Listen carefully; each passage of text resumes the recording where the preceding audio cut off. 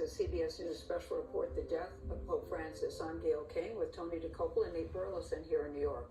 We want to get right to the news from Rome, where the bells have tolled 88 times to commemorate that.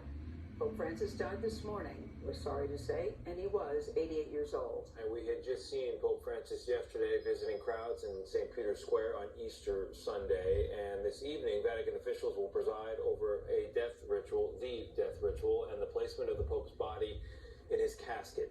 In a moment, we're going to speak with Norah O'Donnell, who had a historic interview with the Pope last year, the first wide-ranging interview with an American broadcast journalist. That was she. But first, Chris Livesay is with us from Rome. He's on the ground there. Chris, good morning. What are you seeing? What are you hearing?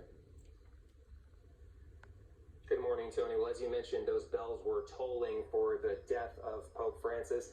Now, St. Peter's Square is just filled with a deafening silence as faithful flock here by the hundreds, perhaps thousands, to mourn the passing of Pope Francis. It is in stark contrast to the scenes of joy that we witnessed here just yesterday for what turned out to be the final appearance of Pope Francis on Easter. Less than 24 hours ago, it was Pope Francis making a comeback. Cari fratelli. Dear brothers and sisters, happy Easter, he said. Notably absent were any oxygen tubes, as he rode in the Pope Mobile a mere 3 weeks after he was discharged from a 5-week hospital stay for life-threatening double pneumonia. Earlier Sunday, Francis very briefly met with Vice President J.D. Vance, a vocal Catholic. So good to see you. Vance's strict views on border security had clashed with Pope Francis, the world's most vocal champion of migrants. I know you've not been feeling great, but it's good to see you in better health.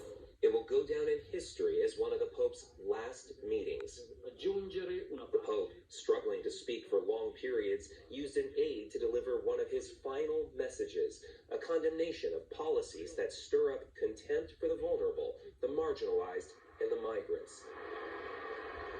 For Pope Francis, it was the latest in a string of surprise appearances. An 88-year-old who was still under strict doctor's orders to rest and avoid large crowds.